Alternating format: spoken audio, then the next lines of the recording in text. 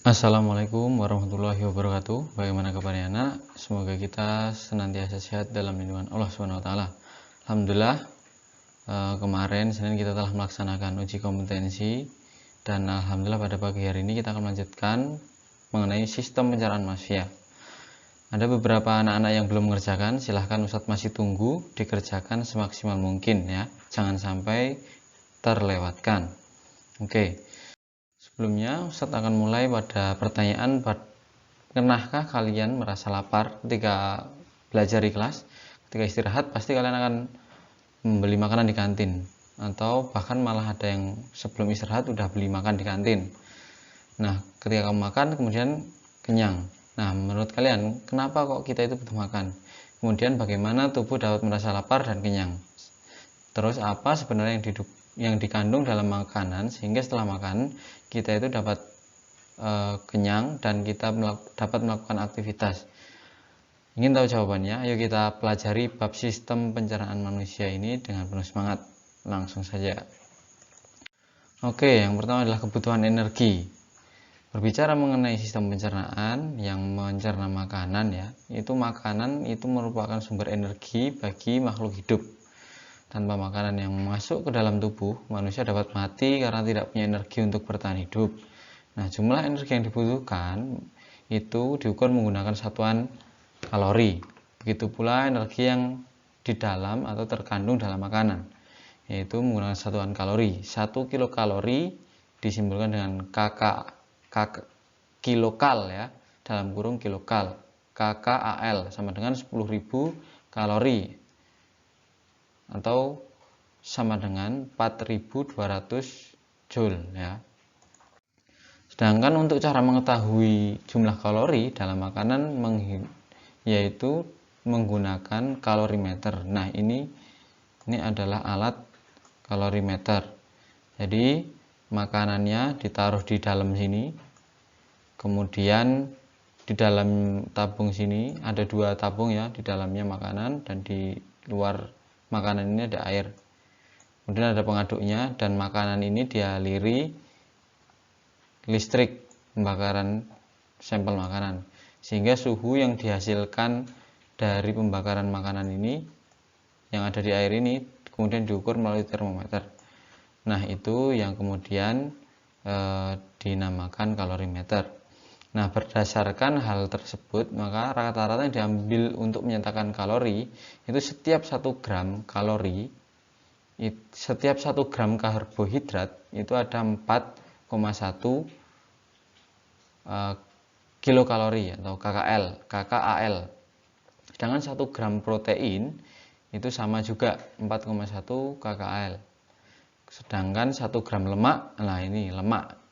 Ini lebih banyak ya, 9,3 KKAL ya. Jadi lemak itu juga nama lainnya adalah kalori. Maka tidak heran kemudian kalori sering kita sebut sebagai lemak. Nah, sedangkan faktor yang mempengaruhi kebutuhan energi seseorang itu berbeda-beda. Usia, jenis kelamin, dan aktivitas yang dilakukan. Umur, kemudian ya itu tadi faktornya berbeda-beda. Umur juga salah satunya berpengaruh. Nah,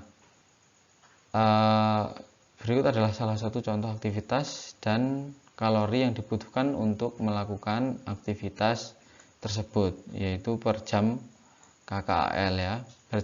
Berjalan naik tangga itu 1100, berlari 570, berenang 500, latihan berat 450, berjalan-jalan 200, beristirahat 100 ya. Lanjut. Sedangkan nutrisi itu adalah setiap kita makan itu tidak hanya kenyang saja, tapi harus mengandung nutrisi ya. Setiap kita makan, kita nggak boleh hanya memikirkan yang penting warak, yang penting kenyang, tapi kita juga harus memikirkan nutrisi yang terkandung dalam makanan tersebut, yaitu apa? Zat yang dibutuhkan makhluk hidup sebagai sumber energi ya, untuk mempertahankan kesehatan, pertumbuhan, dan berlangsungnya fungsi normal pada setiap jaringan organ tubuh. Nah, nutrisi yang dibutuhkan manusia itu berupa karbohidrat, protein, lemak, mineral, vitamin, dan air. Ya, ada itu. Nah, kita masuk ke karbohidrat. Ya, karbohidrat ini salah satu sumber energi utama bagi tubuh yang merupakan nutrisi organik ya, karena dia mengandung karbon atau C.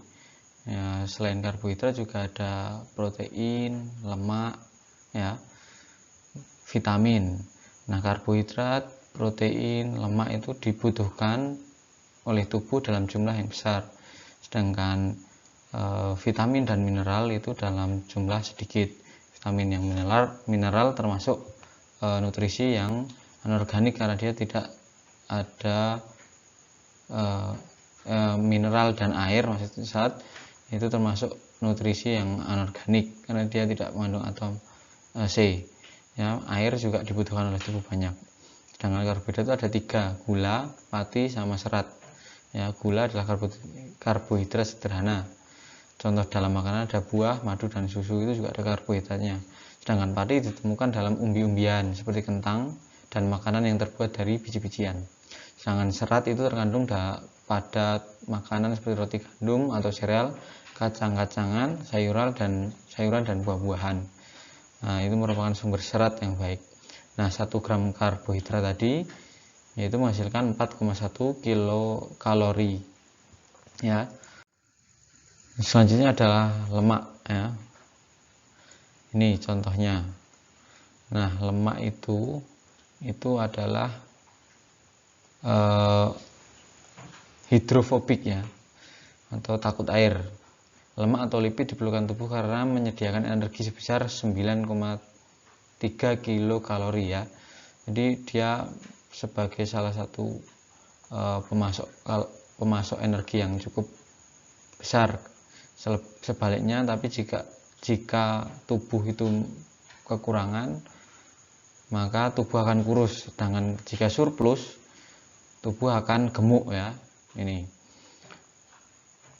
Fungsi lemak itu juga salah satunya bisa melarutkan vitamin A, D, E, dan K serta menyediakan asam lemak ya. Lemak ini tersusun atas lemak esensial bagi tubuh ya, yaitu asam lemak dan gliserol. Ada 2 ya, jenis lemak, lemak jenuh dan lemak tak jenuh. Nah, contohnya adalah minyak nabati kalau yang tak jenuh ya. Serta lemak tak jenuh ini dapat ditemukan dalam biji-bijian atau minyak nabati. Sedangkan lemak jenuh umumnya berasal dari hewan seperti daging, unggas, daging yang banyak mengandung gajih ya, dan susu kaya lemak. Nah, lemak tak jenuh ini umumnya dia cair pada suhu kamar, sedangkan lemak jenuh itu tidak cair pada suhu kamar ya. Lanjut, ini adalah protein. Protein itu dibutuhkan sebagai penghasil energi. Tadi yang dibutuhkan itu ada 3 ya, yang besar dibutuhkan oleh tubuh, yaitu karbohidrat, protein, dan lemak. Dan air juga penting. Protein itu dibutuhkan sebagai penghasil energi untuk pertumbuhan dan mengganti sel-sel tubuh yang rusak. Nah, dia juga membuat enzim, hormon, dan pembentuk antibodi. Nah, salah satunya protein juga merupakan molekul besar yang terdiri atas jumlah asam amino, terdiri atas karbon, hidrogen, oksigen, dan nitrogen. Kadang-kadang juga belerang. Protein dapat berasal dari hewan ya. Protein hewani dan protein nabati. Contohnya kalau protein nabati ini ada kacang-kacangan, biji-bijian, kedelai. Kalau protein dari hewani ya susu. Protein juga berperan dalam proses pembentukan otot ya. Jadi binaragawan itu ototnya besar-besar karena dia mendapatkan asupan protein yang tinggi. Nah, lanjut. Ini adalah selanjutnya adalah vitamin ya. Vitamin ini dibutuhkan tubuh untuk mengatur fungsi tubuh ya, yaitu mencegah beberapa penyakit. Vitamin itu ada 2, vitamin yang larut dalam air, vitamin B dan C, dan vitamin larut dalam lemak seperti A, D, E, dan K. Sedangkan vitamin D dapat terbentuk ketika tubuh kena sinar matahari dalam tubuh yang ada provitamin D-nya. Ini ada beberapa jenis vitamin ya, manfaat dan sumbernya. Jadi kebutuhan vitamin itu dalam tubuh cukup esensial, cuma dia tidak dibutuhkan sebanyak karbohidrat, protein dan lemak. Jadi dia tetap menunjang fungsi-fungsi metabolisme dalam tubuh. Jadi penting untuk kesehatan, terutama dalam proses pembentukan imun. Nah, lanjut adalah mineral ya. Mineral ini termasuk senyawa atau nutrisi yang anorganik karena dia tidak terdapat unsur karbon ya. Tubuh itu memerlukan mineral, diantaranya adalah kalsium, fosfor ya, potasium, sodium, besi, yodium, dan seng. Nah, fungsi mineral ini untuk tubuh itu berperan dalam membangun sel, membangun reaksi kimia dalam tubuh atau metabolisme, mengangkut oksigen ke seluruh tubuh, serta pembentukan dan pemeliharaan tulang. Nah, ini ada berbagai macam mineral. Kalsium itu fungsinya juga untuk pembentukan gigi dan tulang, otot serta kerja saraf, hingga seng ya. Semuanya punya peran masing-masing. Jadi mineral ini penting untuk tubuh. Jadi asupan-asupan ini menjadi penting untuk diketahui ya, sekaligus dipraktekkan. Jadi kita makan sebuah makanan tidak hanya sebatas kenyang tetapi juga mengetahui unsur yang ada di dalamnya sehingga kebutuhan gizi kita tercukupi. Nah, yang terakhir adalah air. Air itu menjadi sesuatu yang penting dalam hidup manusia atau hidup organisme, karena tubuh manusia itu tersusun atas 72%-nya air ya, seluruh tubuhnya. Ini ada organ-organnya, paru-paru, darah, kulit, otot, otak, dan tulang. Nah, sedangkan organisme itu 60-80%-nya sel tubuh organisme itu terdiri atas air. Jadi penting sekali air ini. Nah, manusia normalnya itu minum 2 liter atau 8 gelas sehari minum air putih ya, bukan air yang lain, bukan air teh dan lain sebagainya. Nah, air dibutuhkan oleh tubuh itu sebagai pembentuk sel dan cairan, pengatur suhu, pelarut zat-zat gizi, membantu proses pencernaan makanan, pelumas dan bantalan, serta media transportasi dan pengeluaran sisa metabolisme. Jadi tubuh itu dapat diidentifikasi kekurangan air atau kecukupan air itu dapat dilihat dari kencingnya. Kalau kencingnya itu berwarna pekat, oranye pekat, itu berarti kita kurang air atau dehidrasi. Sedangkan ketika urinnya berwarna bening, nah itu cukup terhidrasi atau kebutuhan air dalam tubuhnya sudah terpenuhi dengan baik. Nah, mungkin itu saja pelajaran pada pagi hari ini. Tetap semangat, kita akan lanjut pada materi berikutnya. Jangan lupa dikerjakan uji kompetensi yang kemarin bagi anak-anak yang belum mengerjakan. Assalamualaikum warahmatullahi wabarakatuh.